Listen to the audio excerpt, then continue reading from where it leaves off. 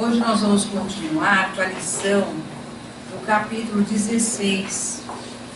E o nosso tema de hoje, bom, só recordando, nós já vimos as parábolas, né, da salvação dos ricos, as parábolas do talento, a parábola do mal rico. E hoje nós vamos falar da utilidade providencial da fortuna. Utilidade providencial da fortuna.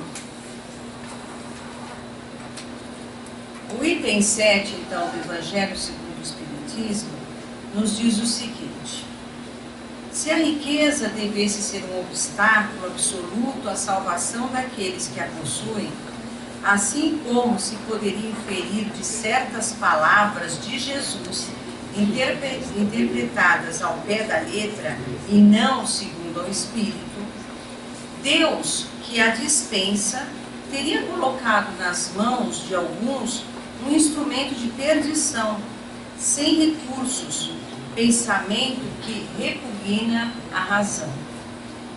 Então, os espíritos aqui, os mentores, nos fazem refletir sobre isso.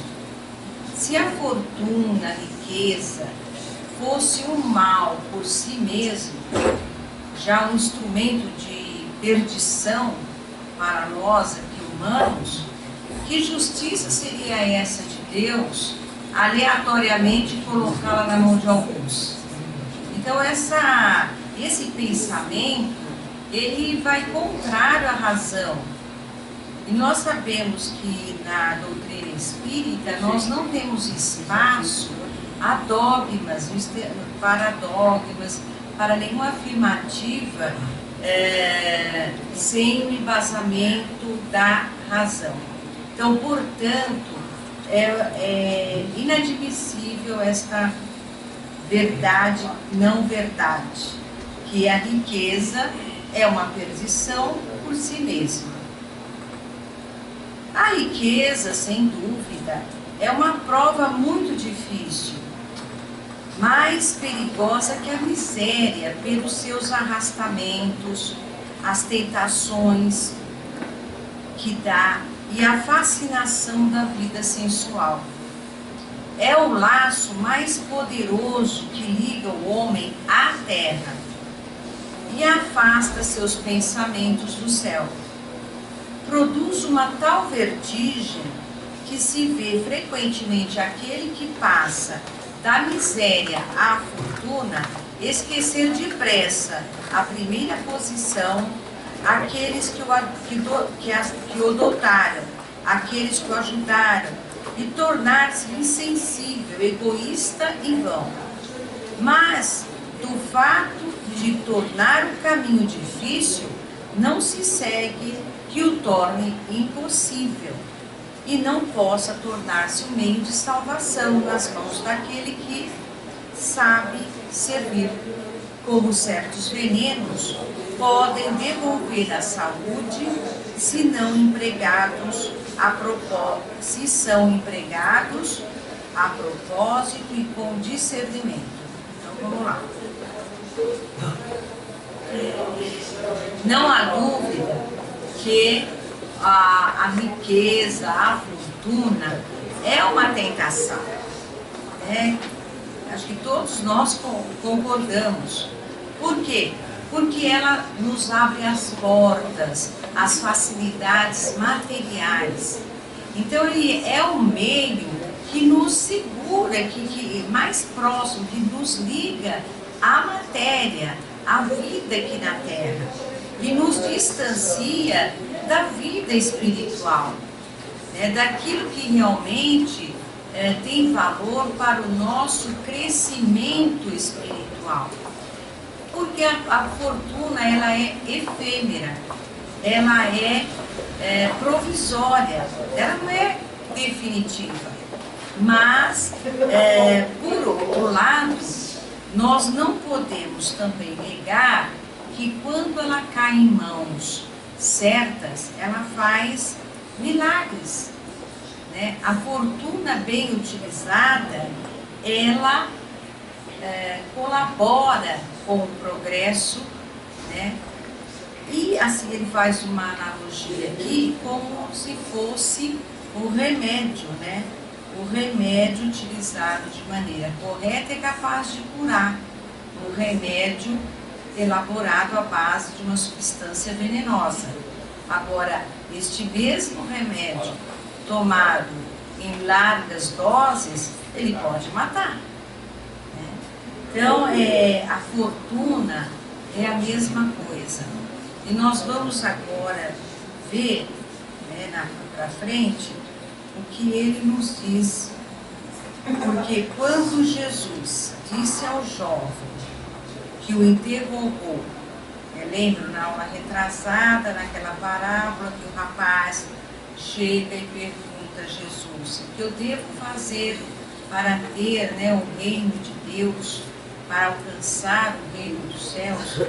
E ele fala: mas o que você tem feito? Ah, eu sigo todas as leis de Moisés, né? Não roubo, não mato, amo meu pai, minha mãe. E Jesus lhe diz: então vá e desfaça de todos os seus bens e venha. E o rapaz desapareceu. E aqui vem a explicação desta parábola, né?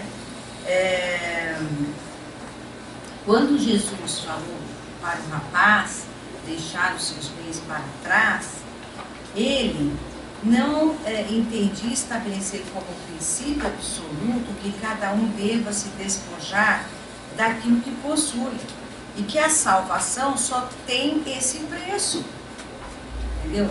É outra afirmativa que, se nós considerarmos ao pé da letra, é absurda em se tratando de Jesus, né?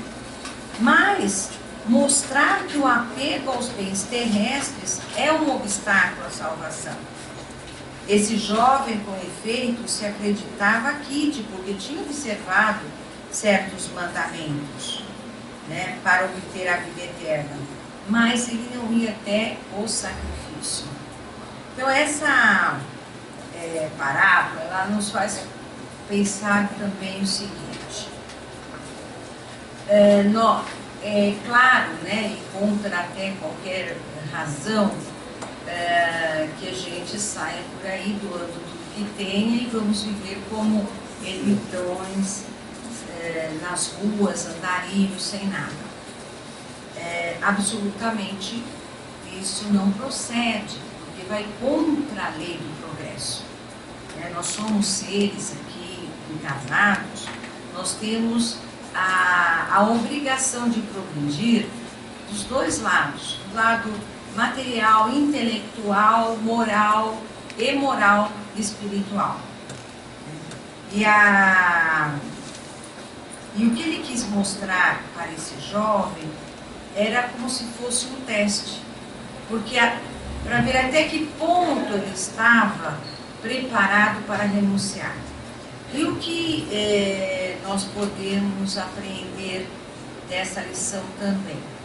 Nós não vamos alcançar uma situação, um patamar mais elevado, se nós não desenvolvermos o espírito de renúncia, de sacrifício, de deixar de pensar primeiro em nós mesmos.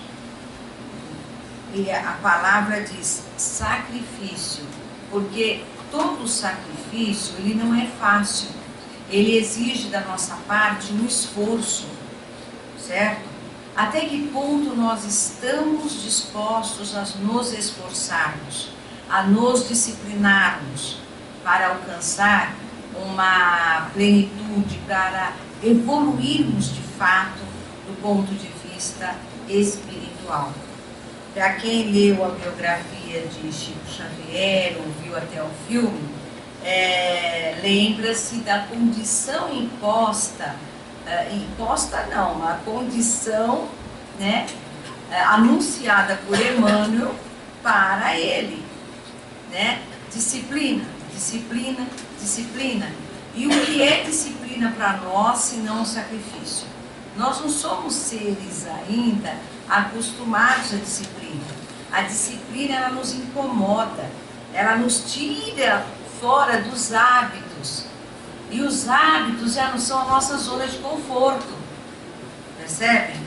Então, nós, quando nos disciplinamos, nós colocamos um esforço, uma vigilância, e isso nos tira da zona de conforto. É isso que o rapaz não estava preparado ainda, certo? Para esta renúncia, para este sacrifício. Então, nós temos que nos perguntar até que ponto a gente está, né? Até que ponto a gente não deveria andar um pouquinho mais adiante, dar um pouquinho mais, se sacrificar um pouquinho mais, né? Porque enquanto a gente estiver na zona de conforto, nós estamos apenas passando pelas portas mais largas, nós não estamos nos esforçando nem um pouquinho. Então essa lição também mostra isso, entendeu? Bom, a proposição de Jesus era uma prova decisiva para pôr a descoberto o fundo do pensamento do rapaz, né? Ele podia, sem dúvida, ser um perfeito homem, honesto, segundo o mundo, não fazer mal a ninguém, amar pai e mãe, etc, etc.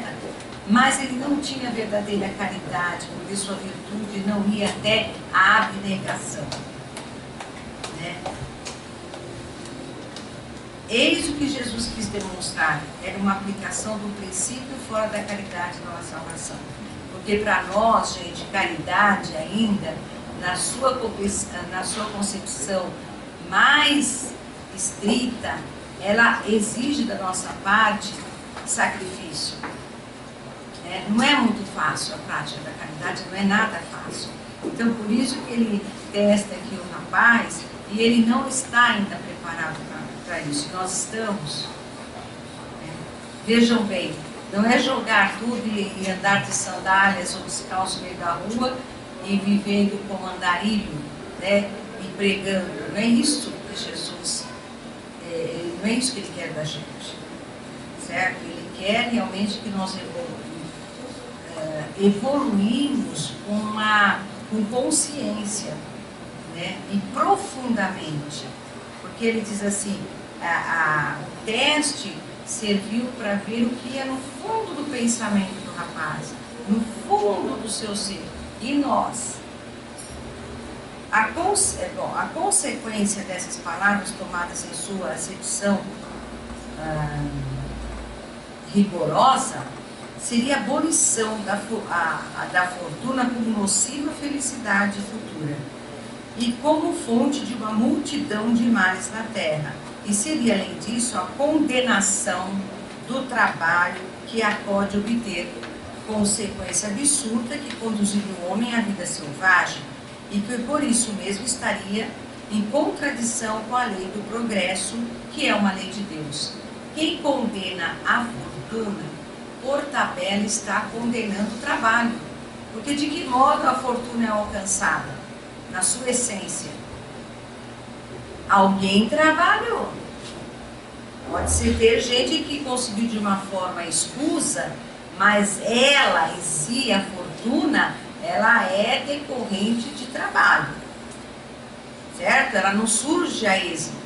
Ela advém de uma atividade econômica, certo? Então, condená-la, certo?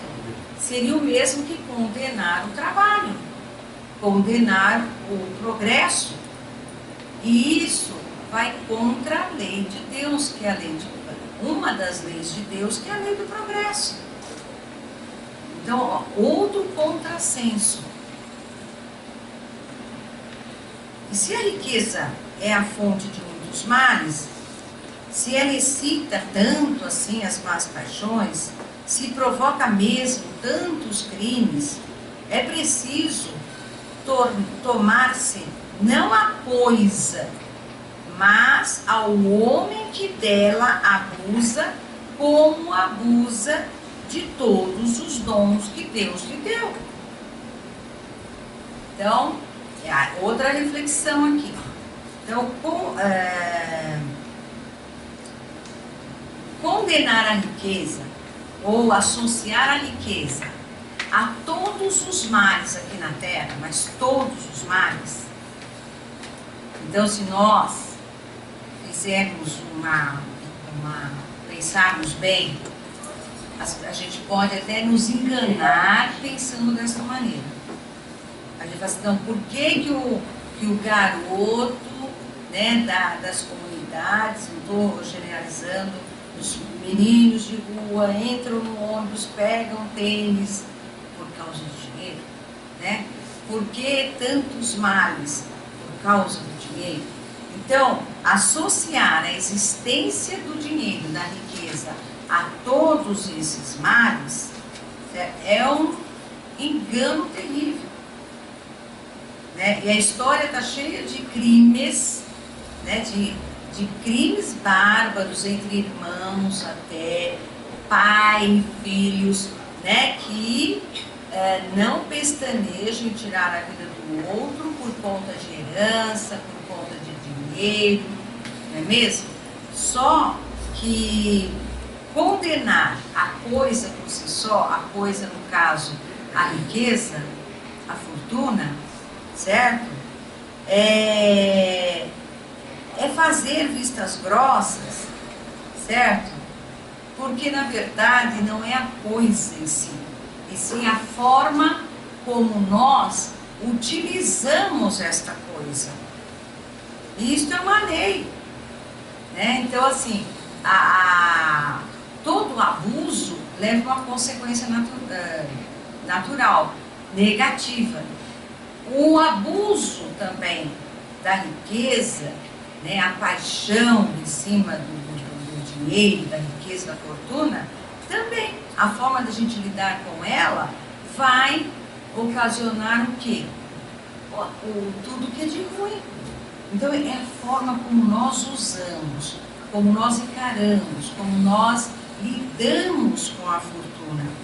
E aí ele fala assim, a responsabilidade então de quem é? É da fortuna propriamente dita, é da riqueza propriamente dita? Não, é do homem. Porque ele é responsável pela forma, pelo destino que ele dá à sua riqueza, ao seu dinheiro. Do mesmo modo como nós também temos que responder pelos nossos outros talentos, pelos nossos talentos, como nós vimos na parábola dos talentos. Então, seja no campo profissional, seja no campo como pessoa, os dons, a capacidade, a nossa inteligência, a nossa saúde, né? O que nós fazemos com tudo isso? Né? Como que nós usamos? Vamos pensar na saúde. Tem pessoas que jogam a sua saúde fora deliberadamente, usam mal a saúde que têm, né? Fazem um mau uso das suas energias, da sua saúde. Outros fazem mal da sua inteligência, usam a inteligência para engendrar crimes, né? Para formular intrigas, né? Para imaginar e planejar ações para enganar as outras pessoas, certo? Então é a inteligência que é ruim em si no homem. O homem não deveria ser inteligente porque só... Não, é a forma como ele usa a inteligência, né? Cabe ao homem extrair dela, né, da fortuna, o bem. Se ela não é o elemento direto do progresso moral, é sem contradita um poderoso elemento de progresso intelectual. Então, assim, vamos lá, tudo bem, nós temos a fortuna, ela pode beneficiar de várias maneiras, né? Proporcionar progressos, tanto material, intelectual, como moral e espiritual. Se a gente não consegue usar para um aprimoramento moral, pelo menos então vamos utilizá-la para a melhoria, para o progresso intelectual, né? Então vamos colaborar. Então é assim, é a pessoa que, por exemplo, tem uma fortuna e ela investe em educação, por exemplo, né? Investe com a formação profissional das pessoas, né? Ela está colaborando para isso. Ou, enfim, existem várias atividades econômicas na ciência que estão aí necessitando de recursos para progredir, para levar o quê? O bem-estar, o progresso intelectual. Bom, com efeito, o homem tem por missão trabalhar pelo aprimoramento material do globo, certo? Então, ou seja, é uma afirmativa bastante material essa, mas é necessária. Nós não herdamos o planeta, né, nós herdamos esse planeta para conservá-lo, para ampliá-lo, para torná-lo cada vez melhor, né, para o ser humano e os demais seres viventes aqui. É nossa missão. Então, trabalhar pelo aprimoramento material do globo. Para tanto, o homem deve desbravá-lo, saneá-lo, dispô-lo para receber. Um dia, toda a população que a sua extensão comporta. Certo? Então, nós temos que trabalhar, zelar para que o planeta realmente comporte todos que estão destinados a ele. Para alimentar essa população que cresce sem cessar, é preciso aumentar a produção. Se a produção de uma região é insuficiente, será preciso procurá-la fora. Por isso mesmo, as relações de povo a povo tornam-se uma necessidade. Para as tornar mais fáceis, é preciso destruir os obstáculos materiais que as separam, tornar as comunicações mais rápidas. Então, essa é outra faceta do dinheiro, da fortuna, né, da riqueza. Então, desbravar o quê? As barreiras entre os povos. Alguém faz isso sem dinheiro? Né? Não preciso nem falar. Então, os satélites estão aí e propiciam, né, a migração de informações na nuvem, né, na internet, mas se não forem os satélites, não forem todo, não tem comunicação, né? Os meios de transportes. Sem dinheiro não tem nem satélite, né? Então, é isso que ele está falando. Olha como o Evangelho, você tem que ler com calma, você vai encontrando uma série de reflexões, né? Bem apropriadas, fazendo uma relação, no nosso caso, da fortuna, da riqueza, com a nossa vida prática. Então, para esses trabalhos, que são obras dos séculos, o homem teve que tirar materiais até das entranhas da terra. Procurou na ciência os meios de executá-los mais seguro e rapidamente, mas para realizá-los lhe foram precisos recursos, gente. A necessidade fez-lo criar a riqueza, como fez descobrir a ciência. Então, negar a riqueza é negar tudo isso, é negar esta verdade. Então, é um despropósito. Entendeu? Então, a interpretação, né, original, ao pé da letra, ela é inapropriada. A atividade necessitada por esses trabalhos aumenta e desenvolve a sua inteligência. Então, olha a relação que ele vai fazendo. Na medida em que a gente precisa trabalhar para obter tudo isso, o homem vai também desenvolvendo a sua inteligência. Portanto, a fortuna também é um propulsor da inteligência humana. Que ele concentra primeiro na satisfação das suas necessidades materiais, ou ajudará mais tarde a compreender as grandes verdades morais. A riqueza sendo o primeiro meio de execução, sem ela não mais grandes trabalhos, não mais atividade, nem estímulo, nem pesquisas. É, pois, com razão, considerada um elemento de progresso. Então é taxativo, a riqueza é um elemento de progresso. Então vocês viram, entenderam a cadeia, né, que ela movimenta.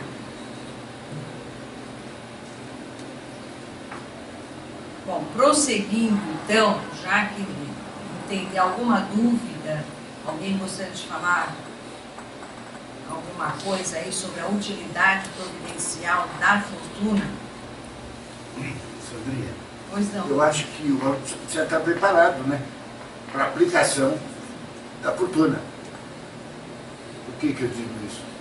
E a maioria dos fracassa redondamente na existência. Fracassam para responder, estamos respondendo por Com isso. certeza. É assim que nós Vai evoluímos. ser tirada a fortuna. Não, é assim, porque nós temos o livre-arbítrio e temos todas as condições que Deus nos deu para... Temos os talentos. Agora, nós usamos o talento para utilizar essas fortunas. Então, os nossos talentos, né, a nossa inteligência, né, a nossa, enfim, tudo que faz parte da nossa pessoa e que nos enriquece nessa vida, como seres humanos. Mas, certo? De que forma nós utilizamos para lidar com a fortuna? Então, há fracassos, mas há muito progresso, né? Então, e sem esse progresso... É um bem mal necessário para a fortuna. E ele não vê como um mal, né? Ele vê Não. como um elemento mesmo de progresso. Nós fazemos dela um mal. Nós fazemos dela um mal. O meio em si. Né? Nós não sabemos, não aprendemos ainda a lidar. Porque nós ainda somos levados pela paixão, pelo imediatismo, né? Pelo egoísmo, principalmente, que a gente vai ver logo mais, como... enfim, você falou certo. Egoísmo. Porque nós somos ainda muito voltados para a nossa pessoa neste planeta e nesta vida. Então, a nossa visão ainda estreita, limitada, é que nos coloca numa situação delicada perante a fortuna e a riqueza. Mas se ela não existe, eu não tenho a mola do crescimento, né? Nós não vamos ter, enfim, tudo que nós alcançamos. Dimensões, né? Até As hoje. coisas da ciência, né? É. Não se aplicado, não. Exatamente. Utilidade de coisa. E por que então, é uma outra questão, né, bastante intrigante. Por que a fortuna, né, ela é um elemento de progresso, ela indiscutivelmente está presente aqui, né, no planeta, todos nós, né, sabemos que existe a riqueza, a fortuna, mas por que ela está concentrada nas mãos de uns? Por que tanta desigualdade de riquezas? Por quê? Né? Então, este item vem trazer para nós a explicação. Então, no item 8, as desigualdades, a desigualdade das riquezas vem explicada aqui. A desigualdade das riquezas é um desses problemas que se procura em vão resolver. Se não se considera, senão a vida atual. Se nós focarmos apenas nesta existência, e que inicia-se no berço e termina com a morte no caixão, nós teremos dificuldades tremendas para explicar por que uns são tão miseráveis, outros tão ricos, e uma escala tão grande entre a riqueza e a pobreza. Por quê? A primeira questão que se apresenta é esta: por que todos os homens não são igualmente ricos? Não são por uma razão muito simples. É que eles não são igualmente inteligentes, ativos, laboriosos para adquirir, e nem moderados e previdentes para conservar. Então, olha só. Por que não? Porque nem todos nós somos inteligentes, ativos, trabalhadores para adquirir a fortuna. Por outro lado, também, certo? Não somos moderados e previdentes para conservar. É uma questão matemática. Aliás, é um ponto matematicamente demonstrado que a fortuna igualmente repartida daria a cada qual uma parte mínima e insuficiente, que, supondo-se essa repartição feita, o equilíbrio estaria rompido em pouco tempo, pela diversidade dos caracteres e das aptidões, que, supondo-se possível e durável, cada um tendo apenas o que viver, com o que viver, isso seria o aniquilamento de todos os grandes trabalhos que concorrem para o progresso e o bem-estar da humanidade, que, supondo-se que ela desse a cada um necessário, não haveria mais o agrilhão que compele às grandes descobertas e aos grandes empreendimentos úteis. Se Deus a concentra em certos pontos, é porque daí ela se derrama em quantidade suficiente segundo as suas necessidades. Então, qual é a analogia? Se nós pegássemos toda a fortuna pairando aqui no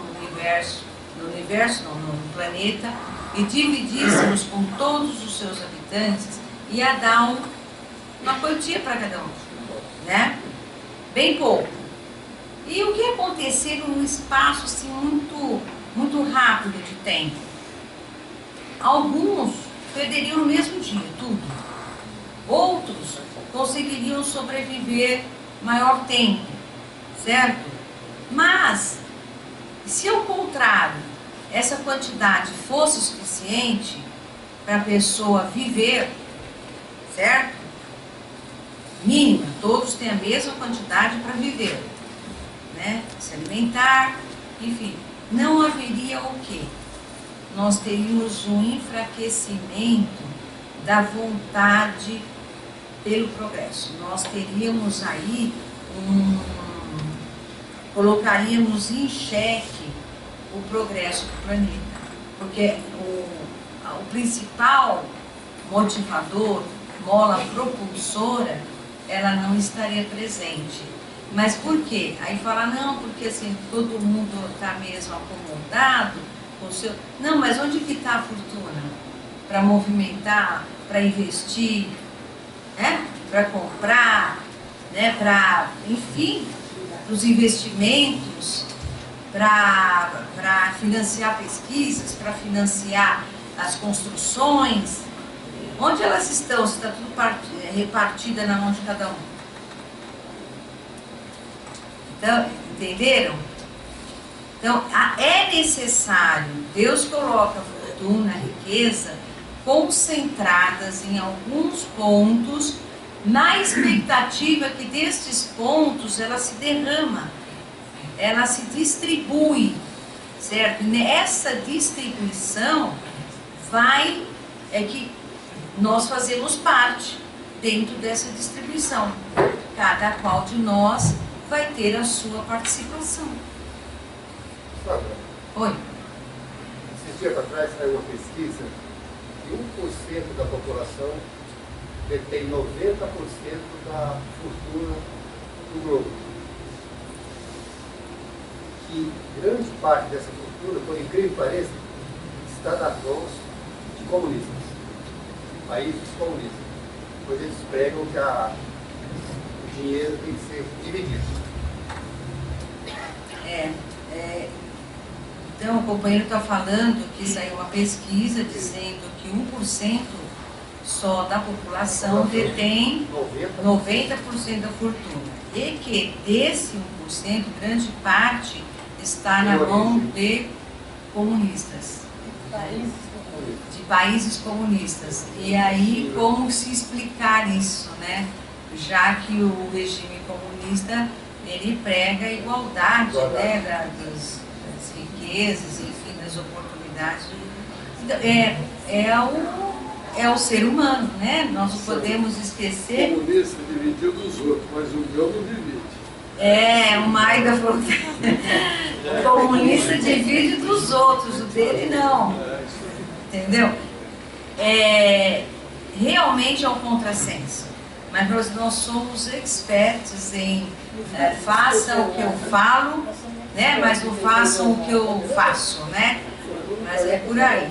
Então, eu acho que essa lei, que é a lei do egoísmo, enfim, não tem, se não há boa vontade, né?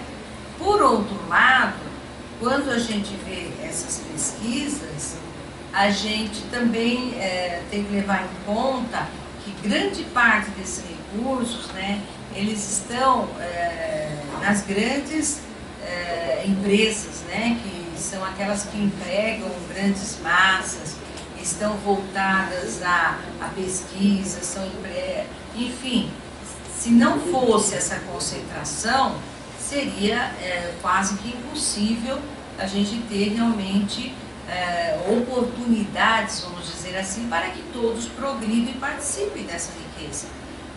Tudo isso que eu estou falando não está colocando de lado tudo que nós estamos assistindo hoje, né? Então nós estamos entrando aqui na questão do caráter, na questão do roubo, da corrupção, que infelizmente tem realmente desviado, né? Desse grande manancial de riqueza que Deus permite que esteja concentrada, eles estão colocando um duto e ela não está alcançando o seu fim. É isso que vocês perceberam? Eu tenho a riqueza e tem os que estão deixando sair pelo ladrão, né, para uma minoria. Mas, enfim, isso não é o problema, não é a riqueza, percebe? O problema aí somos nós, né? O homem que ainda traz consigo esse egoísmo, enfim, é muito triste, porque qualquer um, assim, a gente se choca, né? Mas, bom, a fortuna é o meio de provar que o homem moralmente, certo? Mas, como ao mesmo tempo é um poderoso meio de ação para o progresso. Deus não quer que ela fique muito tempo improdutiva, e é por isso que a desloca incessantemente. Então tem isso também, né? Uma hora a fortuna está aqui, outra hora a fortuna está lá, outra hora está... Olha que incrível. Eu estou aqui também falando o que eu concluo, não é bem... É Sandra falando, posso estar errada, mas se a gente vê, né, um ciclo econômico, né? Quem já estudou o ciclo econômico? Onde estava concentrada a riqueza em cada ciclo? Se a gente for ver a era do café, né? Que é a era que levou tanto progresso, riqueza, cana-de-açúcar no Brasil, né? Estou falando. Vocês viram que ela se deslocou. Hoje ninguém fala que o café é a grande riqueza do Brasil, né? Então, ou seja, e se a gente for na história, a gente vai ver que na medida em que nós progredimos, esses blocos, esses mananciais de riqueza, eles vão se deslocando, percebem? Tá? Porque nisso tudo existe uma ação de uma inteligência superior, certo? Então é Deus que está no comando, certo? E que propicia todas essas condições. E nós, seres humanos, vamos, né, proporcionando também na medida em que progredimos. Então, é interessante quanta verdade, né, numa frase. Deus não quer que ela, a fortuna, fique muito tempo improdutiva e por isso a desloca incessantemente, né? Deplora-se com razão o lamentável uso que certas pessoas fazem da sua fortuna. Então agora vamos à fortuna individual, né? A fortuna de família, né? As ignóbeis paixões que a cobiça provoca, e se pergunta se Deus é justo em dar a riqueza a tais pessoas. É certo que se o homem não tivesse senão uma só existência, nada justificaria essa repartição dos bens da terra. Mas, se em lugar de limitar a visão, a vida presente, considerar-se o conjunto das existências, vê-se que tudo se explica com justiça. O pobre, pois, não tem mais motivo para acusar a providência, nem para invejar os ricos, e os ricos não têm mais do que se glorificar pelo que possuem. Se dela abusam, não será nem com decretos, nem com leis suntuárias que se remediará ao mal. As leis podem momentaneamente mudar o exterior, mas não podem mudar o coração. Por isso, elas não têm senão uma duração temporária e são sempre seguidas de uma reação mais desenfreada. A fonte do mal está no egoísmo e no orgulho. Os abusos de toda espécie cessarão por si mesmos quando os homens se regerem pela lei da caridade. Então,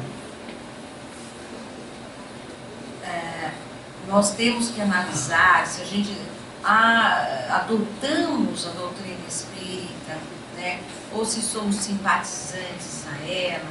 É necessário que a gente estude e amplifique a nossa visão, porque a lei da reencarnação, ela explica tudo que as demais crenças não conseguem explicar, né? E muito menos o que o materialismo não consegue explicar.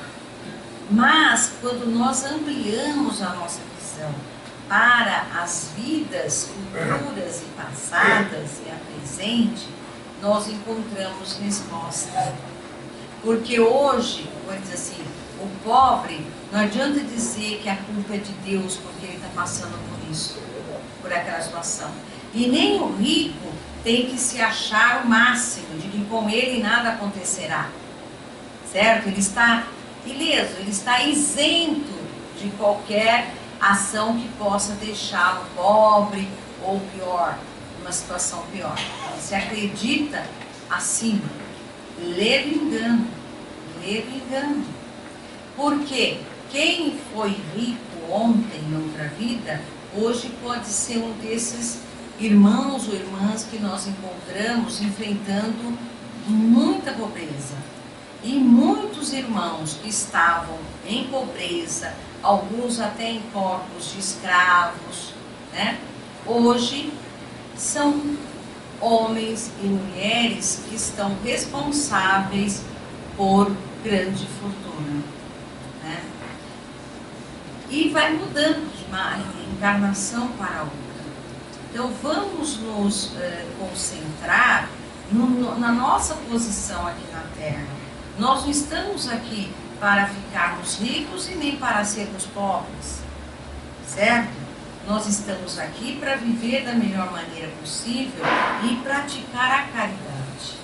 Se a gente trabalha, se nós somos ativos, né, não há mal nenhum de nós querermos o progredir materialmente, né, de querer um bem-estar, mas nós não podemos perder os nossos olhos, né, do horizonte. Nós não podemos nos deixar levar só pela ânsia de ter, né? Ter mais condições materiais, ter mais dinheiro. E não adianta a gente também encontrar desculpas, certo?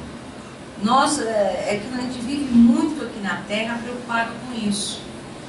Eu vejo muitas pessoas que criticam os que, né, não preciso ficar falando aqui, né, nós estamos assim, numa era de horror mesmo, né, com tanta corrupção. As pessoas criticam, mas assim, alguns criticam, eu não percebo que critica pela ação em si, mas critica achando, poxa, esse cara ficou milionário errado, entendeu? Está mais preocupado com a situação de milionário, né, com dinheiro sujo do outro, do que realmente em poder agir e resgatar, né, no nosso país a dignidade, para que esse recurso volte a circular, circule onde precisa. Certo? Infelizmente, eu percebo em alguns apontamentos, irmãos e irmãs, assim, é uma certa até inveja, né? Porque conseguiu uma situação, um cargo no governo ou no executivo e está ganhando, né, sem muito esforço, grandes somas de dinheiro, né? Eu vejo assim, às vezes, nos comentários, a preocupação por esse recurso, a forma como assegurar que a gente venha a ter esta riqueza, essa fortuna, voltada para o bem comum. Como nós podemos, por exemplo, fechar essa torneira indébita? Não vejo muito assim em alguns comentários. Nós temos que refletir. A gente não aceita, mas o que a gente pode estar fazendo, zelando para que esse recurso volte a fluir ou passe a fluir por onde deve, né? Mas tem gente que faz comentário e entra na fila, porque se tiver uma brechinha na torneira de trás, a pessoa entra. Entendeu? Então, assim, infelizmente, assim, eu vejo, assim, eu trabalho em órgão público ligado a essas coisas, a gente fica muito chateado, entendeu? De ver isso. Bom, mas vamos fazer a nossa parte. Espíritas, e pelo menos a gente tem que estar vibrando, né? Nós temos que orar, nós temos que fazer a prece, lembrar o que a gente puder fazer ao nosso alcance para amenizar a situação. A gente não pode virar as costas. Esse problema não é do outro, não é do Beltrano, Fulano que estão em cargos eletivos, não, é de toda a sociedade, né? Bom, nós temos 10 minutinhos, não vão me apressando aí não. Bom, nós trouxemos aqui do livro da Esperança um complemento para a nossa lição. O livro da Esperança é psicografado por Chico Xavier e quem editou foi o Espírito de Emmanuel. Ele faz o seguinte, ele pega as lições do Evangelho segundo o Espiritismo, as parábolas e elabora aqui uma mensagem relacionada.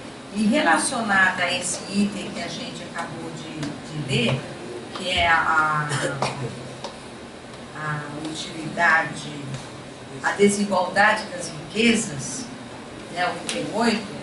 Então, no livro da Esperança, Emmanuel nos fala assim: o dinheiro é semelhante à alavanca suscetível de ser manejada para o bem ou para o mal. Acorrentado ao poste da avareza, ele produz o azinhavre da sovinice, mas, contudo, sob a inspiração do trabalho, é o lidador fiel que assegura os frutos do milharal, as paredes da escola, a caatinga do mato, a cantiga do malho e a força da usina. Atrelado o dinheiro ao carro do orgulho, é estimulante do erro, mas na luz da fraternidade é o obreiro da renovação incessante, enriquecendo o solo, construindo a cidade, desdobrando os fios do atendimento e garantindo os valores da educação.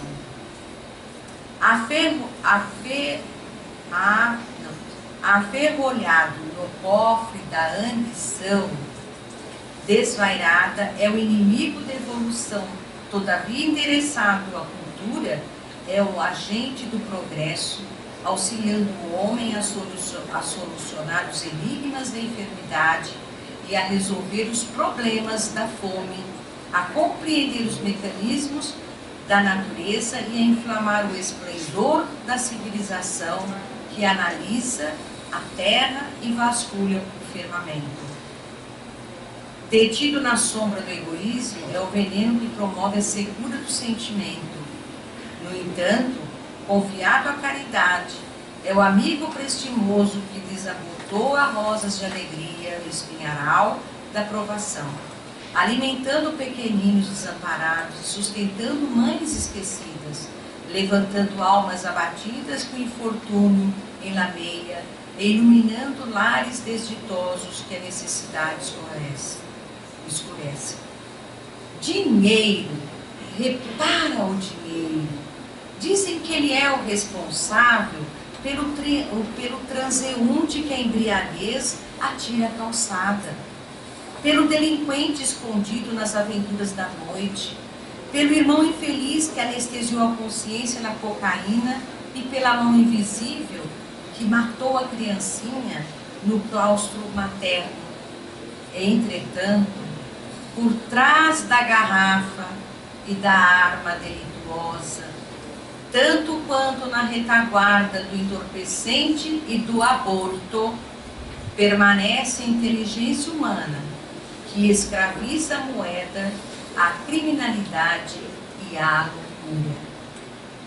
Contempla o dinheiro, pensando no suor e no sangue, na vigilância e na vigília e na aflição de todos aqueles que choraram e sofreram para ganhá-lo, e vê-lo-ás por servidor da felicidade e do aprimoramento do mundo, a rogar-lhe em silêncio para que lhes ensine a realizar o bem que lhe cabe fazer. Então, veja bem, o dinheiro, vou falar aqui novamente a última frase. Contempla o dinheiro, pensando no sangue e no suor, na vigília e na aflição de todos aqueles que choraram e sofreram para ganhá-lo. De onde ele vem, do nascedouro, né? E vê-lo-ás por servidor da felicidade e do aprimoramento do mundo, a rogar em silêncio para que lhes ensines a realizar o bem que lhe cabe fazer. Então, aqui é Emmanuel, né, sempre trazendo uma mensagem muito esclarecedora que ajudou aqui no nosso entendimento. Então, não é o dinheiro o problema, né? Vamos orar para que o dinheiro esteja sempre em nossas mãos e nós possamos utilizá-lo da melhor maneira possível. E vamos rezar também para que o dinheiro amealhado, para que a fortuna, para que os recursos onde estão represados pela providência divina seja esparcido corretamente, né? E não desviado. E não vamos nós querer, né, também ser bem, né, nos beneficiar desse desvio. Vamos zelar para que o recurso chegue onde tem que chegar, ao progresso. Né? Então, gente, muito obrigado. Vamos dar continuidade ao trabalho. Na semana que vem o Valdir continua.